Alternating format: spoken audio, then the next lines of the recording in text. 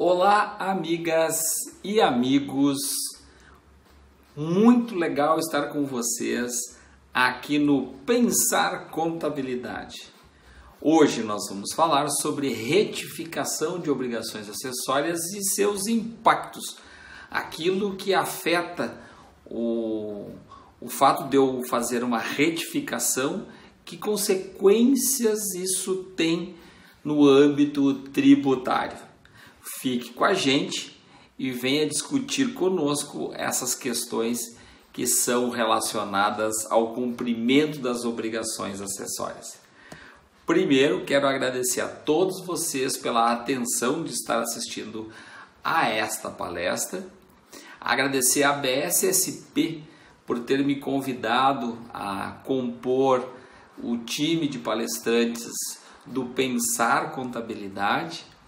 É uma satisfação muito grande estar com vocês, especialmente com os nossos alunos que estão assistindo, os nossos futuros alunos, né? Tem turmas que estão aguardando a liberação da convivência para poder termos aulas presenciais, e é muito gostoso estar com todos vocês na sala de aula.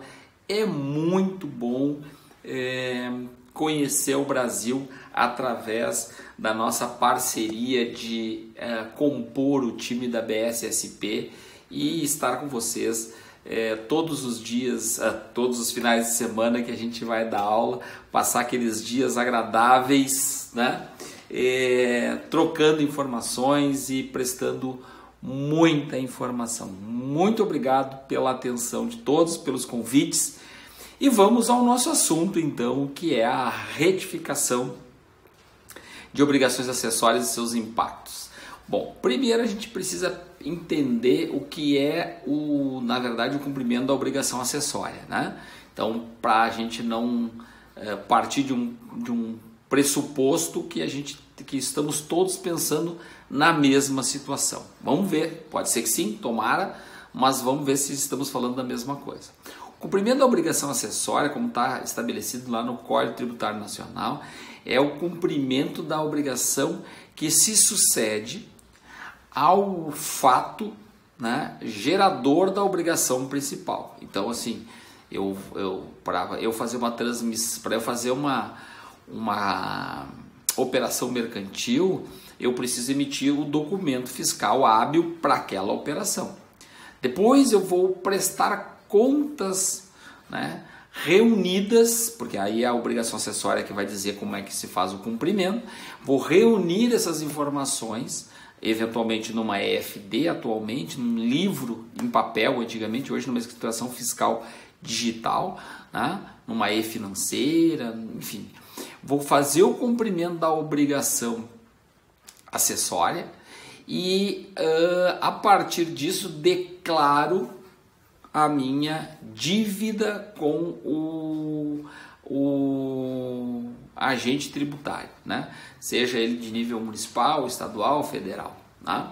E aí essa relação de cumprimento de obrigação, ela se dá por conta de que toda vez que é instituída uma obrigação acessória, que pode ser o cumprimento para poder comprovar ao fisco os fatos que geraram o cumprimento da obrigação principal, ou seja, é como se eu tivesse que dar a razão, como se fosse um razão, né?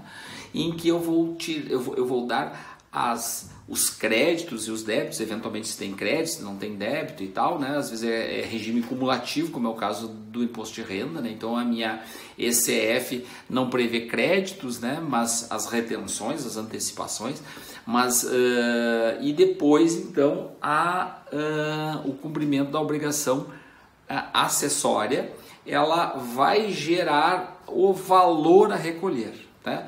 Porque podem ter casos de regimes especiais, podem ter casos de limitação de tributação, favorecimento lícito, né? Ou seja, setores favorecidos que gozam de algum tipo de benefício. Então, aí vai se dar a apuração tributária na obrigação acessória e o posterior recolhimento. Eventualmente, pode ser até o recolhimento antes, como é o caso de PIS e COFINS, que o recolhimento é antes e depois o cumprimento da obrigação. Mas para fazer o cumprimento da obrigação acessória, para fazer o cumprimento da obrigação principal de recolher PIS e COFINS, eu preciso apurar. Eu posso até não enviar, mas eu preciso apurar. E no momento em que eu apuro, eu então estou apto a cumprir a obrigação acessória, né? Bom, posso até não cumprir, mas no caso de PIS e COFINS, né? Mas o recolhimento vai se dar quase sempre com base no cumprimento da obrigação acessória. Bom, dito isso, então, a gente parte agora para aquela ideia de que se eu tenho um cumprimento da obrigação acessória regular, eu cumpri o prazo, eventualmente eu posso, né? Olha a minha ênfase no eventualmente, eu posso fazer então a minha retificação. Claro, se eu entreguei em atraso, eu não posso retificar? Claro que pode, né? Dentro do prazo decadencial, eu posso fazer qualquer retificação. Retificação. Não confundir com substituição, porque toda vez que eu falo que eu posso, dentro do prazo decadencial, fazer a retificação da obrigação acessória, sempre em sala de aula, em palestras, em eventos, alguém levanta a mão para me dizer, mas a ECD eu não posso fazer, porque depois que eu entreguei a próxima ECD, acabou o prazo. Mas a ECD não é uma obrigação tributária, não é uma obrigação, ela parte do pressuposto que quando tu tem até a próxima entrega, tu pode fazer, inclusive, o termo é substituição. Substituição. Se eu provar que aquela minha ECD está imprestável, eu posso fazer a substituição, mas não a retificação. Tu não vai lá arrumar parte dela que está com problema, tu vai tirar uma e vai colocar a outra. Claro que hoje com a tecnologia a gente faz isso, né?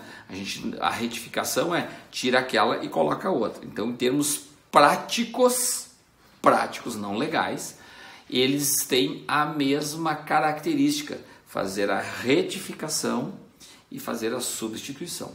Salvo se eu estiver tratando de EFD-REINF, porque quem monta os blocos, quem monta toda a escrituração é o governo, né? A gente vai mandando em blocos, conforme os eventos, e se eu mandei uma informação que está incorreta, imprecisa, equivocada, eu posso tirar aquele bloco e mandar novamente o mesmo bloco corrigido.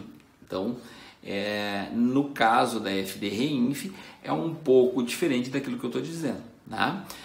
Mas vale todo o regramento igual. Então, quando a gente parte do pressuposto que a gente cumpriu a obrigação acessória e que essa obrigação acessória ela já gerou consequências, tá? Então eu já fiz a FD e CMS-PI, já entreguei, já fiz a minha DCTF, já fiz a GIA estadual, nos casos em que precisa, e fiz o recolhimento do ICMS e fiz o recolhimento do IPI. Então, ok, está pacificado aquela competência. Já fiz os dois tributos que eu tinha que apurar e recolher, no meu exemplo aqui, já foram feitos. Muito bem. Passado um tempo, eu quero fazer uma retificação. Quando eu vou fazer essa retificação, eu queria segregar em dois, em três, não, em dois, pode ser só em dois, eu vou juntar dois aqui, por conta até do tempo, mas a gente pode fazer assim, dois aspectos. Eu tenho informações que estão lá incorretas, e essas informações incorretas eu quero arrumar, mas elas não significam que há algum tipo de alteração de valores em relação à minha operação, à minha apuração. Então eu não tenho nenhum efeito tributário pecuniário, de dinheiro, de grana, de recurso, nenhum, o efeito é zero. Bom, então aí o meu bloco de apuração, o bloco M da FD Contribuições, o bloco E da FD ICMS PI, eles estão preservados. Os registros lá, 5.000 da FD Reinf, eles estão preservados lá. O 2.000 que a gente manda, 5.000 que a gente recebe e tal, da FD Reinf, então eles estão preservados, né?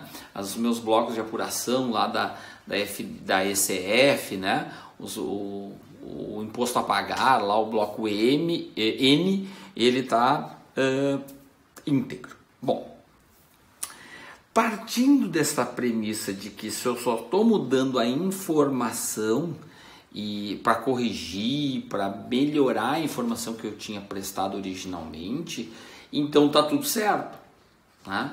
Eu não vou ter problemas pecuniários, eu só estou mudando a informação de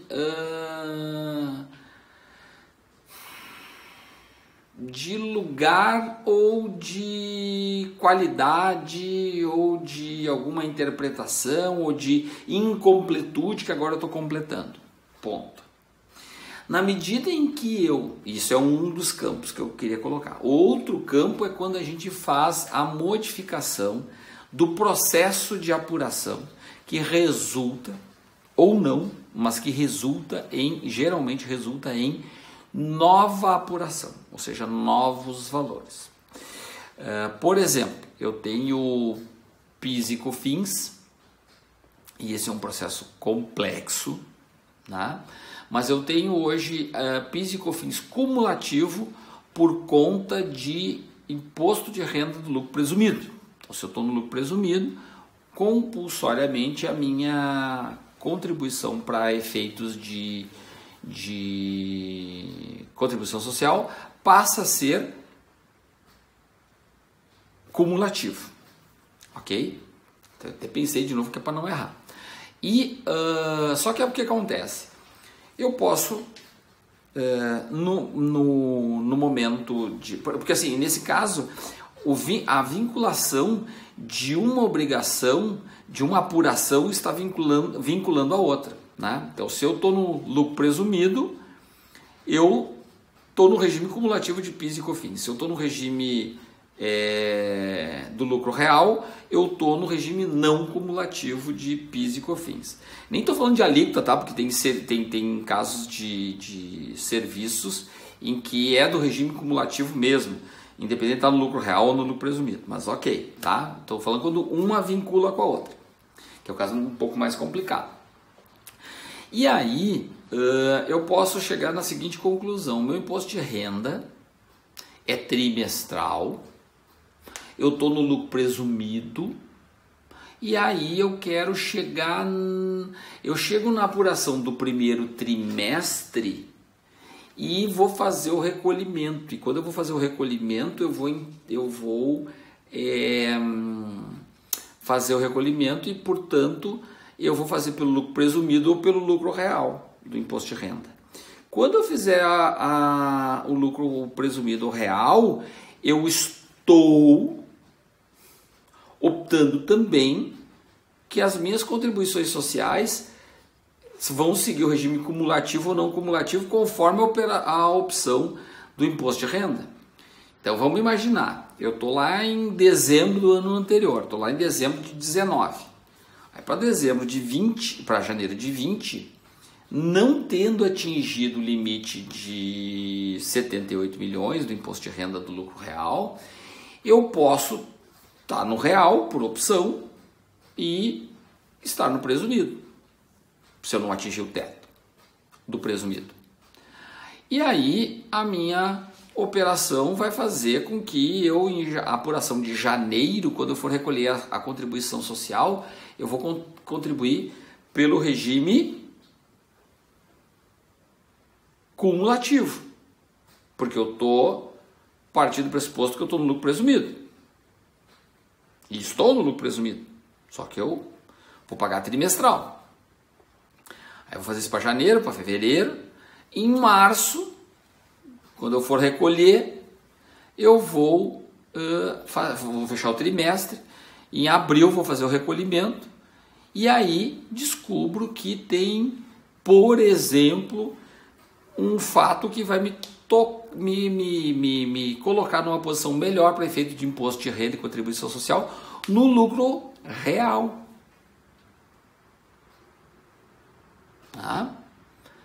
No lucro real. E aí eu quero mudar, porque eu já fiz a minha opção pelo lucro presumido, mas agora eu quero mudar. Eu posso mudar? Pode. Pode, porque a lei diz que eu tenho do imposto de renda que quando eu faço o primeiro recolhimento é que eu caracterizo a minha opção. Então, em janeiro eu fiz a minha FD contribuições como presumido, ou seja, no regime cumulativo. E recolhi em fevereiro. Não entreguei a FD, mas fiz. Mas a de janeiro eu entreguei em março, dizendo que eu era regime cumulativo. A de fevereiro eu paguei em março. Fiz o recolhimento. Se transmitiu ou não FD, vamos considerar que não. Mas aí eu já estou tributando pelo regime cumulativo. Só que para efeito de imposto de renda eu ainda não tomei essa decisão. Então uma coisa está atrelada à outra, mas eu não tomei a decisão ainda. O que significa dizer que quando eu chegar lá e fizer o cálculo para verificar se o lucro real, pelo balancete de suspensão, pelo lucro real, é melhor eu fazer do que fazer pelo regime do presumido, porque eu tive problemas quaisquer que me levaram a pensar em ter o regime, de migrar do regime cumulativo, do regime presumido para o real, eu, posso trocar. E aí quando eu trocar, o que vai acontecer? Compulsoriamente, eu vou ter que retificar minhas apurações de janeiro e fevereiro. Pelo menos janeiro e fevereiro. Concordamos? Que estão no regime presumido, cumulativo, e passariam para o lucro real não cumulativo. E aí eu teria que fazer a reapuração da minha FD contribuições de janeiro e fevereiro pelo regime do lucro real não cumulativo. Bom, e aí? Bom, e aí é uma questão de cálculo, meus amigos, né? Uma questão de cálculo. Quem trouxe essa dúvida, inclusive no grupo dos professores, foi o nosso colega da BSSP, o professor Laércio, muito meu amigo, né, a quem eu agradeço e estou pegando uma carona nesse assunto, porque ele trouxe a questão tributária e ficamos discutindo a questão das retificações. Acontece que o artigo 26 da Lei 9.430 de 96 diz que a opção se dá no momento do recolhimento. Então, se eu não fiz ainda o recolhimento, eu posso optar. Mas, quando eu fizer essa situação de apurar depois, modificando o artigo 26 da 9.430, ela diz que eu tenho que pagar multa e juro. Então, assim, vê bem, eu vou fazer um cálculo se no ano eu vou ter resultado acima ou abaixo do presumido. Primeiro, não posso ter atingido o limite do real, óbvio, né? Mas aí, se eu tiver no real e no presumido, e eu podendo optar entre um e outro, eu vou ter que fazer a perspectiva do ano.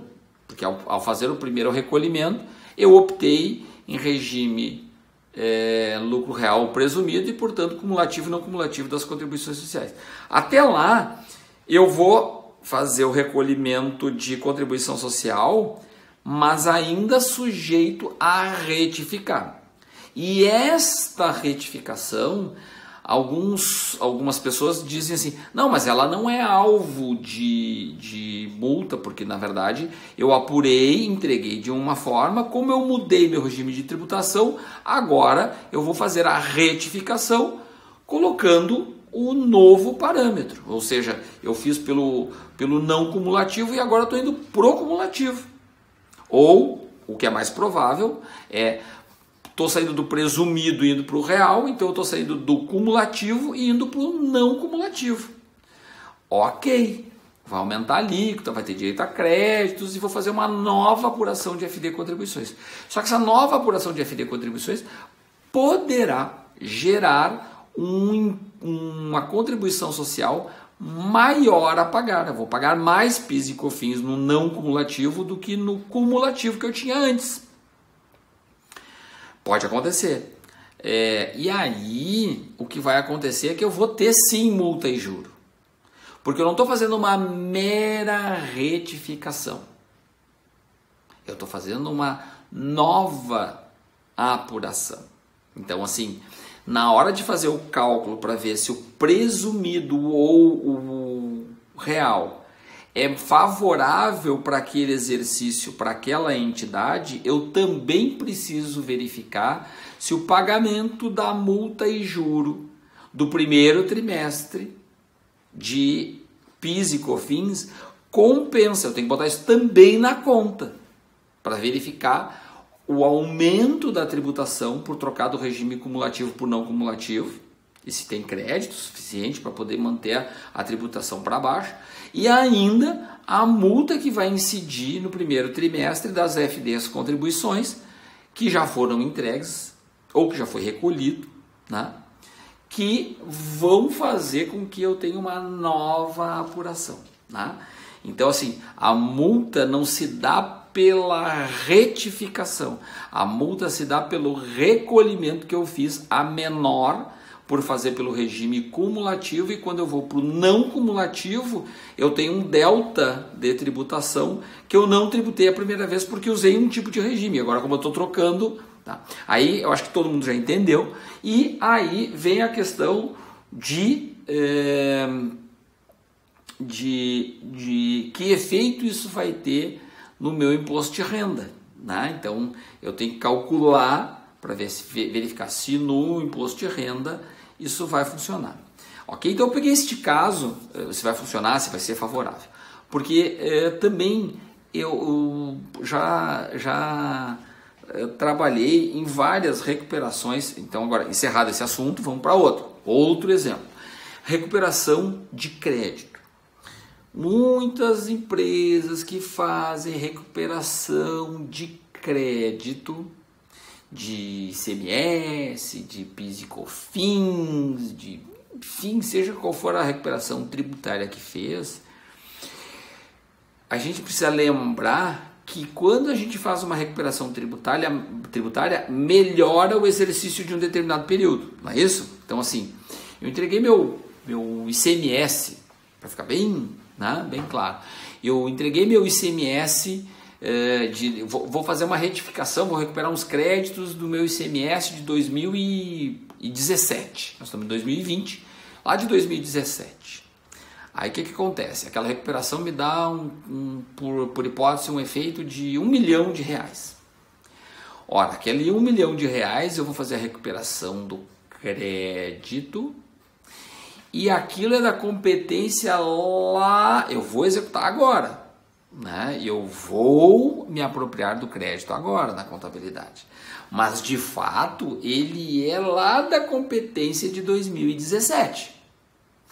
E, portanto, melhoraria o desempenho lá de 2017 e não de 2020. Sendo assim, já tem decisões assim no CARF, eu tenho que fazer o seguinte, eu tenho que voltar lá em 2017 e, para efeitos de ECD, de contabilidade societária, eu vou fazer na ECD deste exercício, que é o que diz a regulamentação da contabilidade. Descobriu o problema agora, faz a correção agora. Beleza? Mas para efeitos de apuração da tributação sobre o resultado de imposto de renda da pessoa jurídica e contribuição social sobre o lucro líquido, eu tenho que voltar lá em 2017, reapurar o meu LALUR. Claro, nós estamos falando de empresa do lucro real, porque a empresa do lucro presumido não vai ter efeito nenhum. Mas a empresa do lucro real melhorou o seu resultado em 2017 e aquele exercício recolheu, provavelmente, se tudo foi feito adequadamente, recolheu valores a menor de imposto de renda e contribuição social. Portanto, eu teria que fazer a informação sobre 2017 e multa e juros para ser recolhidos, obviamente, em 2020. Porque o que vai ser reconhecido como novo ingresso ou novo ativo, né, para a conta de apuração de ICMS, vai ser reconhecido na contabilidade agora. Mas para efeito tributário de imposto de renda, melhorou-se o resultado lá de 2017. Então eu tenho que voltar a 2017, fazer a reapuração, verificar o que efeito que aquele ICMS que eu recuperei, que eu não se eu recuperei, eu estou recuperando sobre as operações daquele ano, então é daquela competência, volta naquela competência, faz a nova apuração e verifica qual é o efeito que isso dá. E este efeito é que eu vou trazer tributariamente, vai ficar lá em 2017, pecuniariamente vai ficar em 2020 e para efeitos de ECD vai ficar no exercício de 2020. Interessante, né?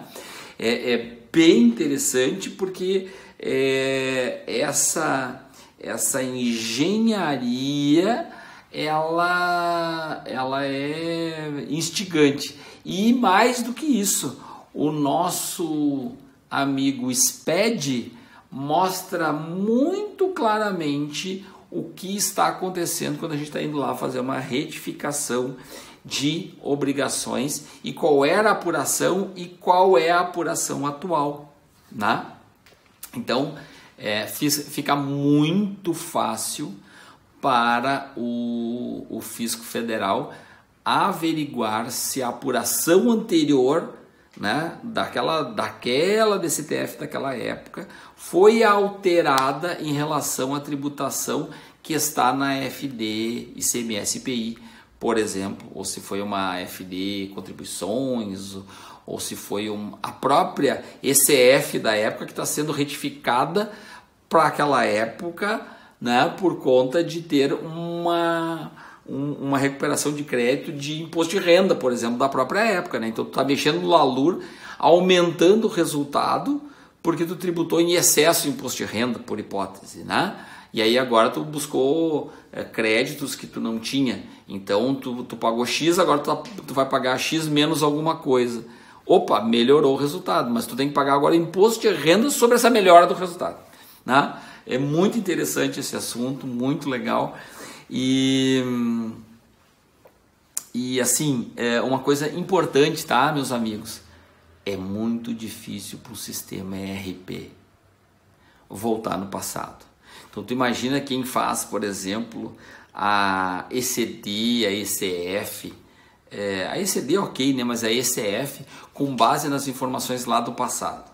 Aí tu tem uma circunstância como essa, de ter que fazer uma alteração na apuração do imposto de renda lá daquela época, lá de 2017, né? Tem algumas iniciativas aí de fazer a extração da informação direto do RP para cumprimento da obrigação com os fiscos. E aí quando tu chegar lá, diz, bom, mas eu quero mexer lá em 2017. O quê? Tu quer mexer em 2017? Mas esquece isso. Não vai mexer em nada de 2017. Mas eu preciso mexer porque tem dinheiro lá, eu preciso fazer aliás, eu preciso mexer em duas obrigações. Eu preciso mexer no ICMS, porque eu tenho notas que eu lancei como despesa e, na verdade, aqueles materiais eram materiais que foram levados a custo, né, ou deveriam ter sido levados a custo. Então, eu vou ter que mexer na minha escrituração e vou ter que tomar crédito de PIS, COFINS, ICMS e vou alterar o custo também, o CMV daquele exercício. Nossa Senhora, tem ERP no mercado aí que o cara diz, não, isso vai...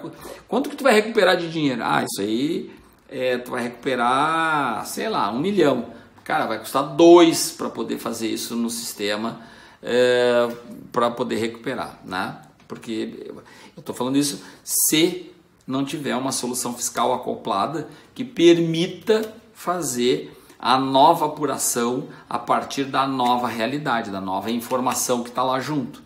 Porque se for apenas pela informação do RP e lá extrair do RP da época,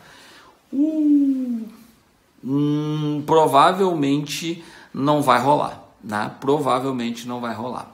Então, é importante a gente ter essa ideia, porque, como eu brinco sempre, né? Os ERPs são sistemas videntes. Eles enxergam o hoje e o futuro. As soluções fiscais, elas são sistemas ciganos. Elas sabem do passado, do presente e do futuro. Tá? São coisas diferentes. Mas, os dois são sobrenaturais, sim. Mas um é de hoje para o futuro e o outro é, além de hoje e o futuro, engloba o passado, que é a solução fiscal. Por isso que tem muitas empresas que dizem assim, o quê? Mas vocês vão fazer um projeto, vão pegar todos os dados do RP e vão começar a colocar na base fiscal e vão ficar guardando informações por não sei quanto tempo na base fiscal. Sim, na base fiscal, sim. No ERP, se depois que passado um período tu não consegue mais mexer, tu não consegue mais usar aquela informação, nem precisa guardar. Nem precisa guardar. Porque não serve para efeito tributário, pelo menos, não serve. Mas eu quero comparar lá vendas de 2017, a semana de venda de 2017 com essa semana de venda em 2020. Ok. Mas isso para efeito de estatística, para efeito de... e para coisas muito importantes. Para efeito de estatística, para efeito de BI, para efeito de programação de merchandising, quanto que vendeu no Dia das Mães no ano passado, quanto que vai vender nesse, pelo canal A, pelo canal B, pelo e-commerce, pelo televendas, por isso, por aquilo. Ok. Mas para efeito tributário, serve para nada tu guardar uma informação que, se tu precisar prestar de novo, ela tem a cara do presente. Porque toda vez que tu alterar lá a descrição do produto, a NCM do produto, tu está alterando o passado. Isso para efeito de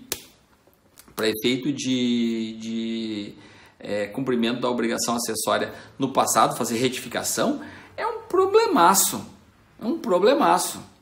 Imagina, tem produtos que tu trocou lá foi lá na descrição dele assim, colocou lá do tipo não vender mais, produto desativado. Então o produto saiu na nota fiscal e tal, tudo, né, foi escriturado lá na época direitinho, lá era, sei lá que produto era um automóvel.